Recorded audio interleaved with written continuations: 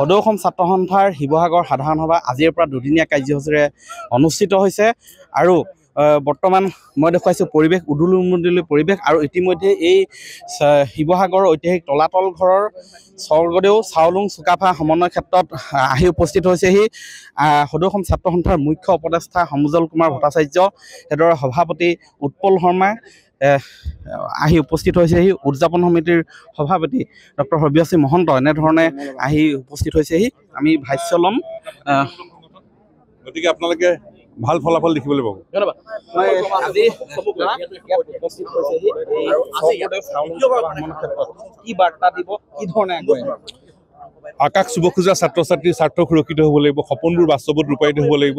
প্ৰাথমিক পৰ্যায়ৰ পৰা বিশ্ববিদ্যালয় স্তৰলৈ কাৰিকৰী সকলো স্তৰৰ ছাত্ৰ ছাত্ৰীসকলৰ সুৰক্ষিত ভৱিষ্যত নিশ্চিত হ'ব পৰাকৈ ৰূপৰেখা অংকন হ'ব আৰু বিভিন্ন জাতি জনজাতি জনগোষ্ঠী ধৰ্মাৱলম্বী লোকেৰে গঠিত খিলঞ্জীয়া মানুহৰ এইখন অসমত প্ৰভুত্ব থাকিব লাগিব, সৰ্বকালৰ কাৰণে নিৰ্ণায়ক অধিকাৰ নিশ্চিত হ'ব লাগিব।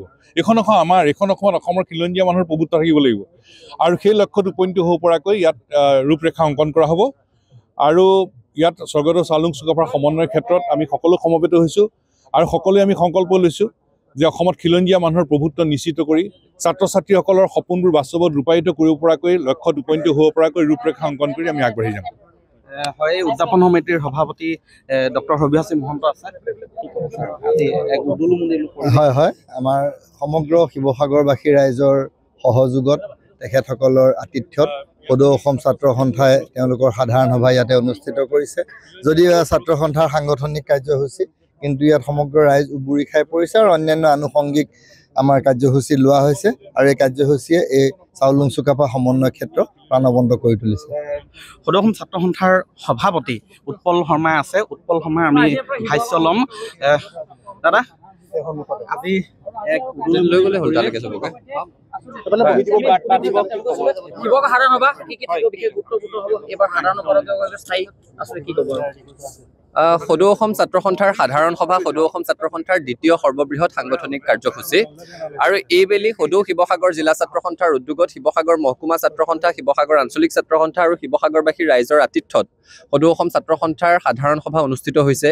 ঐতিহাসিক তলাতল ঘৰৰ বাকৰিত এই সভা অনুষ্ঠিত হ'ব আৰু এই সভাত জাতীয় জীৱনৰে সম্পৃক্ত বিষয়সমূহৰ নিৰ্মোহ বিশ্লেষণ হ'ব। তাৰ সমান্তৰালভাৱে অসমৰ ছাত্ৰ ছাত্ৰীক সুৰক্ষিত শৈক্ষিক ভৱিষ্যতৰ দিশত কি ধৰণে আগবঢ়াই লৈ যাব পাৰি, সংগঠনটোৱে অনাগত দিনত অসমৰ জাতীয় স্বাৰ্থত উৎসৰ্গিত মনোভাৱেৰে সৈতে কি ধৰণে কাম কাজ আগবঢ়াব তাৰ ৰূপৰেখা অংকন হ'ব।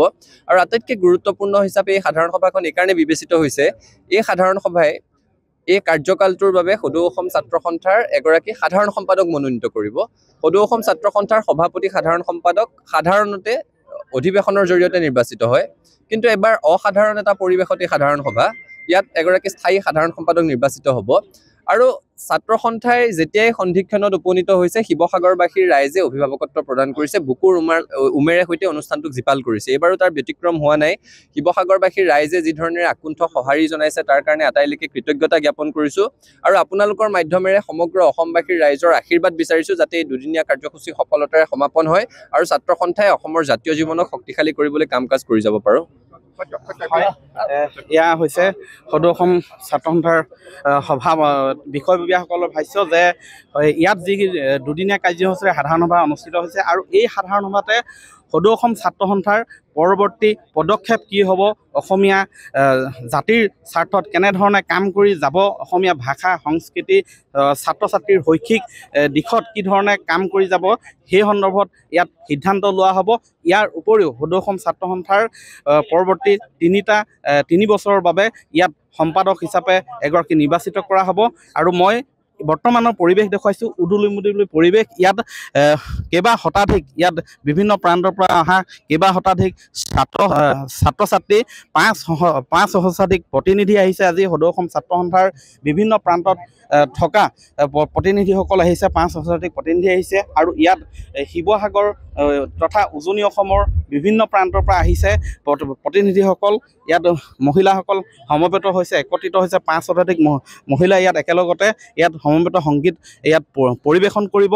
ইয়াৰ উপৰিও আজি গড়গাঁও মহাবিদ্যালয়ৰ প্ৰেক্ষাগৃহত বিয়লি ভাগত অনুষ্ঠিত হ'ব সদৌ অসম ছাত্ৰ সন্থাৰ কাৰ্যনিৰ্বাহক সভা। তাৰ পিছতে অনুষ্ঠিত হ'ব শিৱসাগৰ বিশ্ববিদ্যালয়ৰ পৰাগ চলিহা ষ্টেডিয়ামত হ'ব প্ৰতিনিধি সভা। এনেধৰণেই এটা ব্যস্ততাপূৰ্ণ এই দুদিন অত্যন্ত ব্যস্ত থাকিব সদৌ অসম ছাত্ৰ সন্থাৰ বিষয়ববীয়াসকল আৰু পৰৱৰ্তী কাৰ্যসূচীসমূহ ইয়াত নিৰ্ধাৰণ কৰিব এই শিৱসাগৰৰ তলাতল ঘৰৰ চগৰদী চাংলুং চুকাফাৰ যি সমন্বয় ক্ষেত্ৰ, এই সমন্বয় ক্ষেত্ৰত আপুনি বিচৰা বাতৰি পাব কেৱল নিউজ 18 এপত।